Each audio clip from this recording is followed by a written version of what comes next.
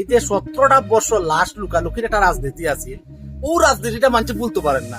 ও তো কই না 11 মাস শয়তানি করার পরে যদি রমজান মাসে শয়তান বন্দি থাকে, এবারে মানুষ শয়তানি ছাড়তে পারে না। সেম জিনিস এখানে একটা অ্যাক্সিডেন্ট হয়েছে, এটা দুর্ঘটনা। দুর্ঘটনায় মানুষ মারা গেছে এখানে, আর লাশ লুকানে গেতা। আর একটা প্রশ্ন হইলো, এটা একটা ইংলিশ মিডিয়াম স্কুল, কেজি 1-2 3টা ক্লাসের সম্মুখে বিমানটা ধ্বংস হয়েছে। 3 ক্লাসও কয়টা ছাত্র থাকতে পারে? এমআই 200 আহত। একটা 3টা ক্লাসও একটা মাইন্ড সেট করে দেয়, 3টা ক্লাসও কয়জন ছাত্র থাকতে পারে? মোটামুটি দিলে 200-250 বেশি মনে করা। বর্তমানে যে ইংলিশ মিডিয়ামের ছাত্র 30 জনের উপরে কোন ক্লাস ছাত্র থাকে না, এখানে মনে করলাম বেশি হইতে পারে। তাহলে এনত তো প্রায় 250 ছাত্র দেখোই যার আহত আর নিহত 250। এখানে লুকানিটা হইল কিতা।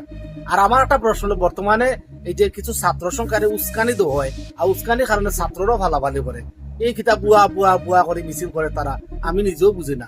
আসলে আসলে আমরা বাঙালি কবে ঠিক হইব, কবে বুঝবো? এটাতে একটা স্বৈরাচারের একটা পাতানোর একটা ইয়ে করেন তারা, দেশে অস্থিতিশীল করার তৈরি করার লাগে একটা ইয়ে করেন। এদের সরকার একটা বিভ্রান্ত তৈরি করতো, বিশ্ব দরবারে একটা বিভ্রান্ত তৈরি করতো, এন বুয়া বুয়া করে চিল্লার কিতা করি কার বুঝে না। ওই ফুটেজটা বিশ্ব দরবারে তারা দেখাই হইব ইনু সরকারের বিরুদ্ধে দেখা ছাত্র হলা ভালো আমি গেছে, এটাই বুঝা নিব।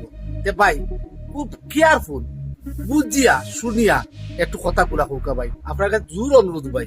এন কোনো রাজনীতি লাস্ট টুকানে কোনো রাজনীতি না ভাই।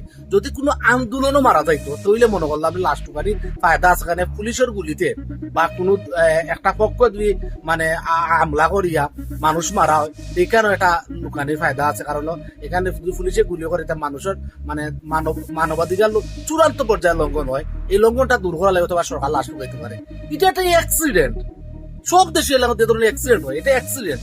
এই অ্যাক্সিডেন্টের মাঝে লাশ লুকানি সংস্কৃতি থাকার কথা আছে। সবাই বালা থাকুকা। আর আমার ভিডিও যদি বাদ লাগে ভাই, আপনার ভাই আমার ক্ষমা করে দিবা। আর ভালো লাগলে ভাই দয়া করে লাইভটা ভিডিওটা শেয়ার করবা, শেয়ার করিয়া আরো 10 জনকে দেখার সুযোগ করে দিবা। মানুষ কিছু বুঝুক এটাতে আওয়ামী স্বৈরাচার আওয়ামী লীগের একটা মানে দেশে অস্থিতিশীল তৈরি করা একটা ফায়দা লুটে তারা। সবাই সচেতন থাকুকা, ভালো থাকুকা, সালাম।